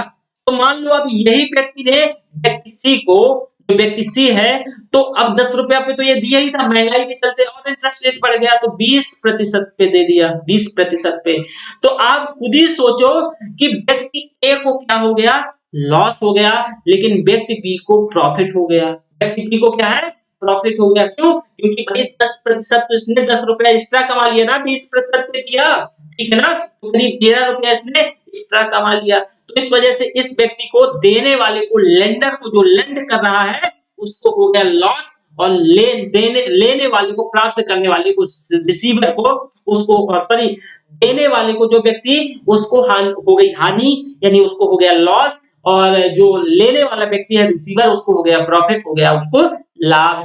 अब आप यही सी में कह दोगे कि अच्छा सर, तो बी ने भी तो सी को दिया ना, तो फिर इसको, तो अरे भाई अगेन दोबारा से महंगाई बढ़ गई, तो इस व्यक्ति ने डी को दे दिया। तो ये पूरा साइकिल है। तो वही कि महंगाई जैसे जैसे बढ़ेगी, तो महंगाई बढ़ने की अवस्था में जो व्यक्ति पैसा देने वाला है उसको हानि होगी, और पैसा लेने वाले को क्या होगा, लाभ होगा। और इसी के चलते, महंगाई के चलते बैंक अपना इंटरेस्ट रेट बढ़ा देते हैं। क्या है, बैंक अपना इंटरेस्ट रेट बढ़ा देते हैं, महंगाई के चलते ही बैंक अपना इंटरेस्ट रेट बढ़ा देते हैं। तो आप ये कह सकते हो कि इस पे किसका असर देखने को मिलेगा, ठीक है, क्योंकि ऋण क्या है, ऋण प्राप्त करना स्वतः महंगा हो जाएगा। ऑब्वियस है, जब बैंक अपना इंटरेस्ट रेट बढ़ाएगा, महंगाई है, अगर महंगाई का असर, मान लो कि बैंक है, तो बैंक में कई प्रकार के खर्चे होते हैं, अपनी मुद्रा को वो ऑपरेशनल कॉस्ट लगती है, तो अभी से महंगाई बढ़ गई, तो महंगाई बढ़ते हुए उनका ऑपरेशनल कॉस्ट भी तो बढ़ जाएगा, तो उन्हें अपना प्रॉफिट भी मेंटेन करना है, और अगर प्रॉफिट मार्जिन वैसे ही रखना है, तो ऑब्वियस उन्हें इंटरेस्ट रेट क्या हो जाएगा, महंगा करना पड़ेगा। और जब इंटरेस्ट रेट महंगा करना पड़ेगा, तो ऋण लेना महंगा पड़ जाएगा। अब ऋण लेना महंगा पड़ जाएगा, तो अब जरा ध्यान दीजिएगा, अगर कोई व्यक्ति को ऋण लेना महंगा है, तो वह ऋण लेने से क्या करेगा, कतराएगा, और जब वह व्यक्ति ऋण लेने से कतराएगा, तो इस पे से निवेश पे भी नकारात्मक असर देखने को मिलेगा, निवेश भी प्रभावित होगा। ऐसे निवेश प्रभावित होगा कि मान लो अचानक बैंकों ने क्या किया, अपना जो बैंक्स हैं अपना इंटरेस्ट रेट उन्होंने क्या कर दिया, बढ़ा दिया, तो जो निवेश है वो स्वतः नीचे आ जाएगा। क्यों? क्योंकि भैया इनका इंटरेस्ट रेट बढ़ गया है, इनका इंटरेस्ट रेट बढ़ गया है, तो अब स्वतः क्या हो जाएगा, उनका स्वतः नीचे आ जाएगा। क्या नीचे आ जाएगा? जो निवेश है स्वतः नीचे आ जाएगा। तो अब ये कह सकते हो, जब निवेश नीचे आ जाएगा, तो फिर देखिएगा अब महंगाई कैसे कंट्रोल होगी। अब महंगाई भी, उधर बैंकों ने अपना इंटरेस्ट रेट बढ़ा दिया, लोग पैसा लेने से कतराएंगे, लोगों के पास क्या है, चीजें कम बचेंगी, लोग पैसा कम आएगा, पैसा ही कम नहीं आएगा तो लोग मांग को जन्म नहीं देंगे, और जब लोग मांग को जन्म नहीं देंगे तो आर्थिक समृद्धि भी नहीं होगी, क्योंकि आप प्रोडक्शन तभी होगा जब सप्लाई तरफ से मांग होगी, डिमांड होगी। तो जब डिमांड भी नहीं होगी तो आपूर्ति के लिए अलर्ट ही नहीं पहुंचेगा। जब ऐसा होगा तो हमारी आर्थिक समृद्धि, जो ग्रोथ है, वो क्या है, वो नीचे आ जाएगी, हमारी ग्रोथ भी नीचे आ जाएगी। ठीक है, तो इसमें ध्यान रखिएगा कि आपने यहां तक मुद्रास्फीति को क्या किया, देखा। अब कारण के आधार पर मुद्रास्फीति को हमने 3 भागों में वर्गीकृत किया है। ठीक है, उम्मीद करता हूं यहां किसी भी स्टूडेंट को कोई डाउट नहीं होगा। चलिए अभी पढ़ाते हैं, अभी टाइम तो नहीं हुआ है, थोड़ा सा बस सुन लीजिएगा, इसके आगे से कल रिज्यूम करूंगा, लेकिन थोड़ा और मैं बता देता हूँ। देखिए मैंने बताया कि जो कारण के आधार पे, ठीक है, सॉरी, कारक के आधार पे फिर जो मुद्रास्फीति है, महंगाई है, वो 3 प्रकारों में है।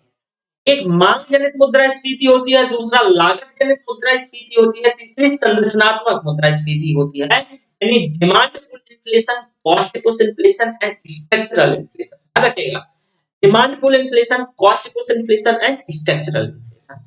अब देखो कि demand pull, cost push and structural inflation, ये जो तीनों अगर हम इन्फ्लेशन की बात करें, तो एक कारक के आधार पे मुद्रास्फीतियों को, यानी मांग जनित मुद्रास्फीति, लागत जनित मुद्रास्फीति, संरचनात्मक मुद्रास्फीति, 3 भागों में बांटा जाता है।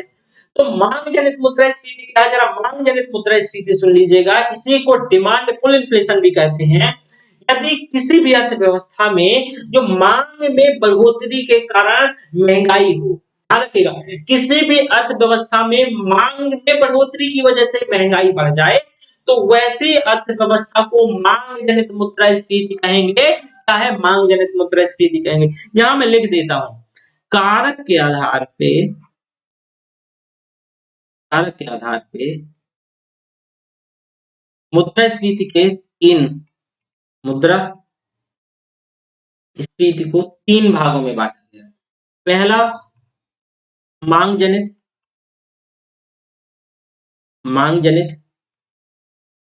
दूसरा लागत जनित,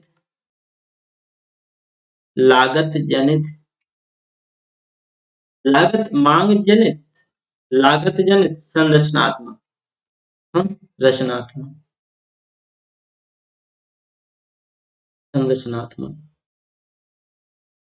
आप देखो कि मांग जनित, लागत जनित, संरचनात्मक मुद्रास्फीति की वजह से सॉरी ये जो तीनों मुद्रास्फीति हैं, तो जो मांग जनित मुद्रास्फीति क्या है कि अगर किसी भी अर्थव्यवस्था में मांग ज्यादा हो जाए, मांग की वजह से अगर मुद्रास्फीति, महंगाई बढ़ जाए, तो वैसी को हम मांग जनित मुद्रास्फीति कहेंगे। क्या है? मांग जनित मुद्रास्फीति।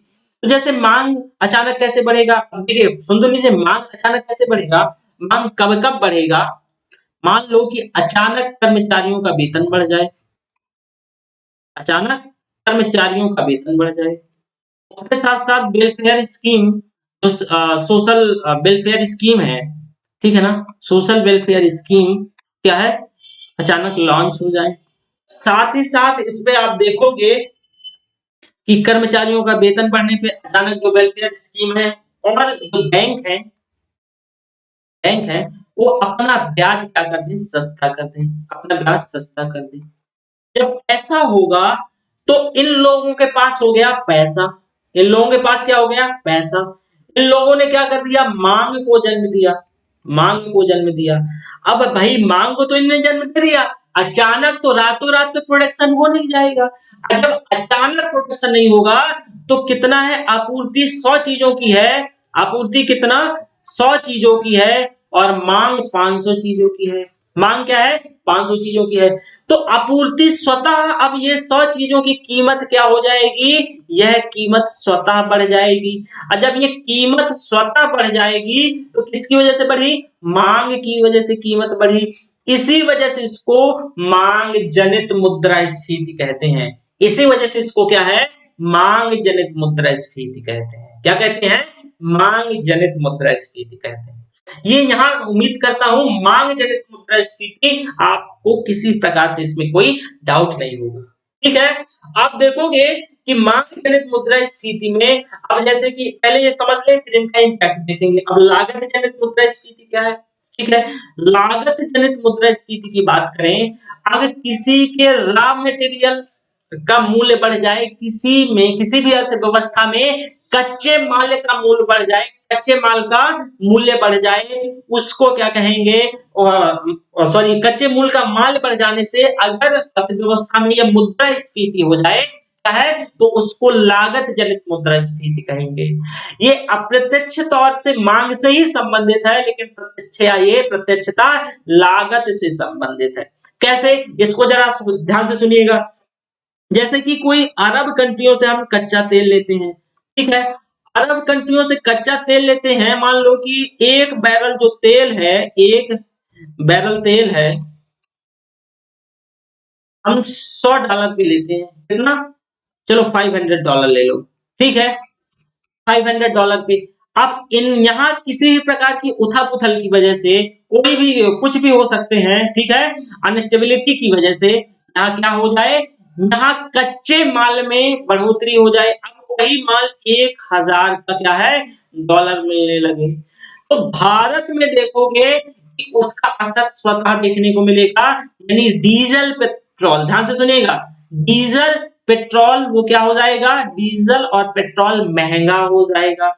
जब डीजल और पेट्रोल महंगा हो जाएगा, डीजल और पेट्रोल महंगा हो जाएगा, तो आप देखोगे डीजल और पेट्रोल महंगा होने की वजह से, क्योंकि जो परिवहन है, ठीक है, तो सब कुछ इसी में टिका हुआ है, तो परिवहन महंगा हो जाएगा। और जब परिवहन महंगा हो जाएगा तो आप देखोगे कि यहाँ क्या है, स्वतः महंगाई बढ़ जाएगी। तो महंगाई क्यों बढ़ी, क्योंकि कच्चे माल में लागत में क्या हो गई, जो कच्चा माल था, अरे अरब से आ रहा था, हो सकता है उनके यहाँ मान लो कोई फेस्टिवल है और फेस्टिवल के चलते सब लोग जो वर्कर्स हैं वो घर चले गए हों, और जब घर चले गए हों तो उन्हें क्या करना पड़ रहा हो, ज्यादा पेड करना पड़ रहा हो लोगों को काम करने के लिए, तो वह अपने कच्चे माल का कीमत बढ़ा दिए, लेकिन उसका असर यहाँ देखने को मिला, अर्थात महंगाई बढ़ गई। तो लागत जनित यानी कॉस्ट, उसकी कॉस्ट में क्या हो गया, उसमें बढ़ोतरी देखने को मिली, इसकी वजह से पूरी मार्केट में बढ़ोतरी देखने को मिली, महंगाई बढ़ गई, इसी को लागत जनित मुद्रास्फीति कहते हैं। क्या कहते हैं? लागत जनित मुद्रास्फीति कहते हैं।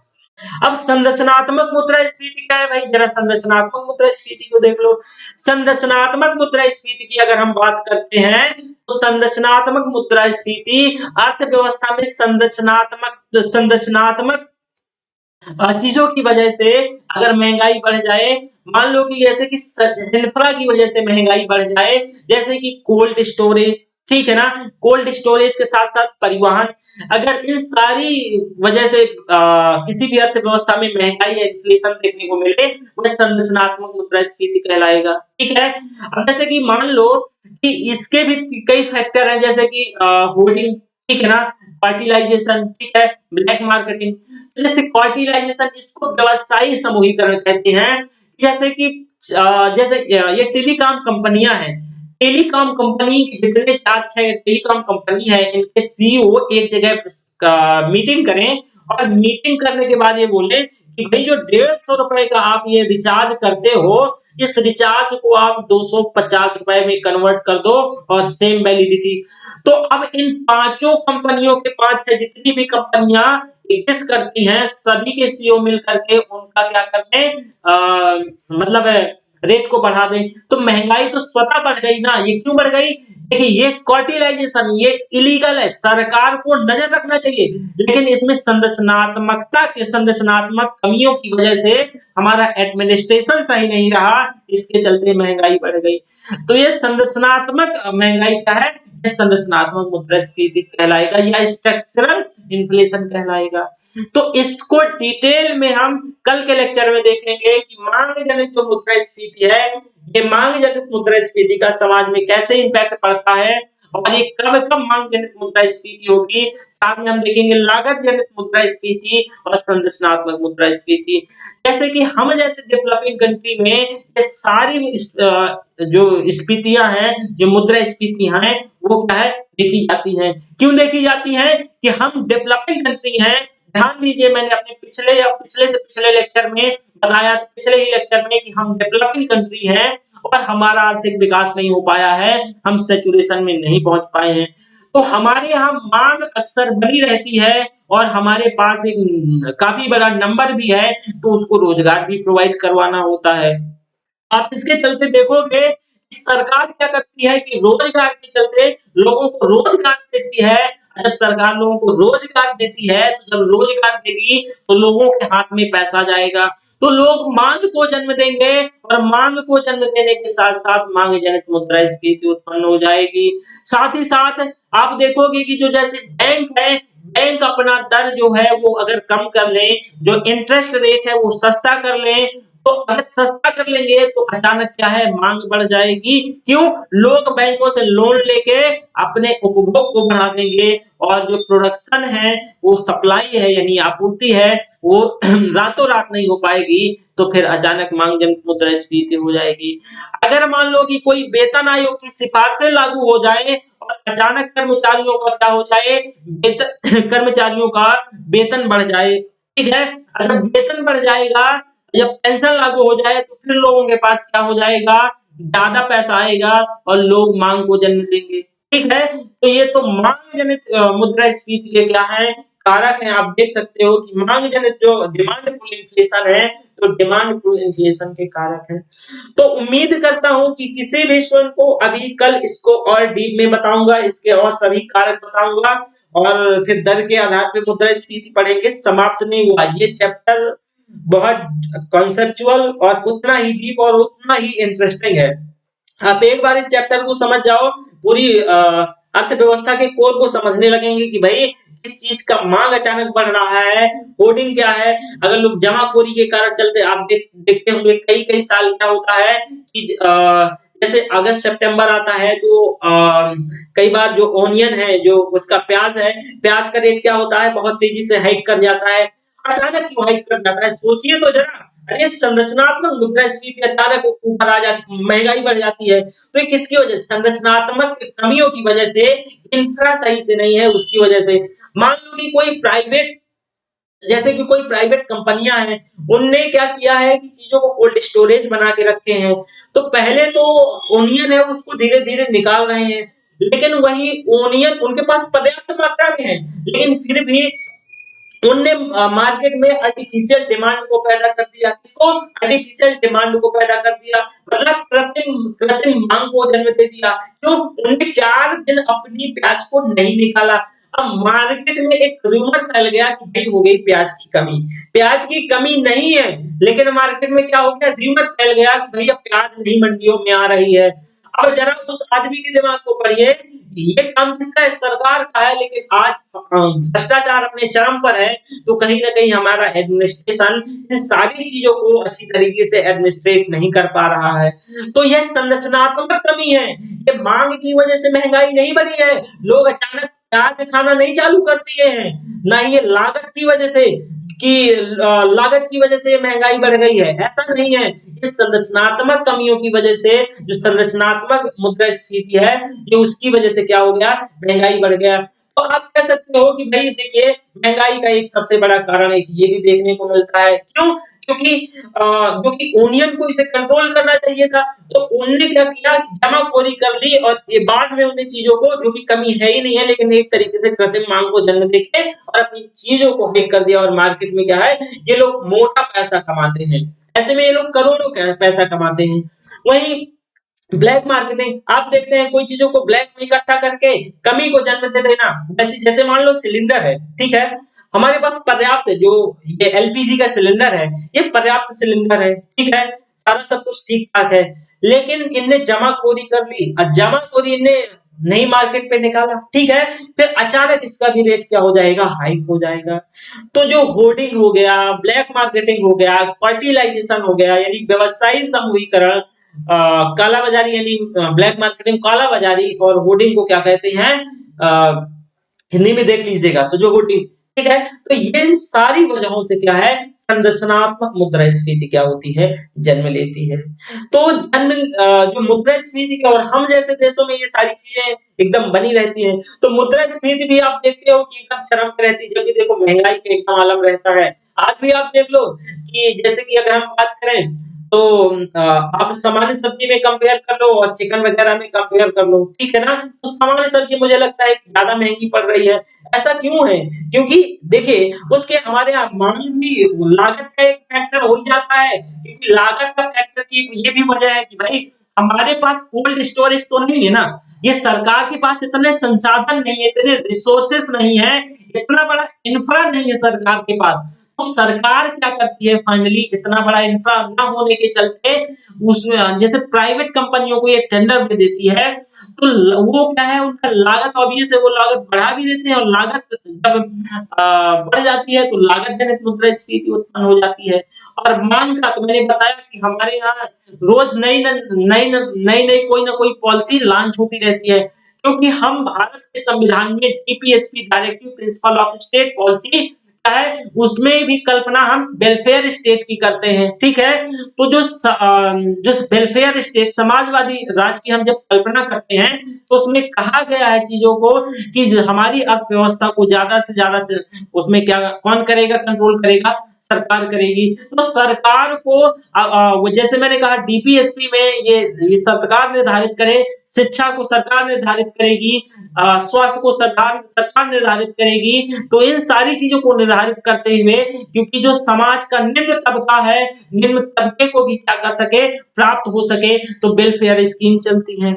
तो वेलफेयर स्कीम जैसे ही कोई लॉन्च होगी, तो देखेंगे महँगाई बढ़ जाएगी, क्योंकि अचानक लोगों के हाथ में, जैसे कि मान लो नरेगा है, अचानक पूरे देश में नरेगा का काम चलने लगे, मनरेगा का काम चलने लगे, तो लोगों के हाथ में पैसा जाएगा, और जब लोगों के हाथ में पैसा जाएगा, तो फिर लोग माँग को जन्म दे देंगे, और जब लोग माँग को जन्म देंगे, फिर महँगाई हो जाएगी, माँग में मुद्रास्फीति हो जाएगी।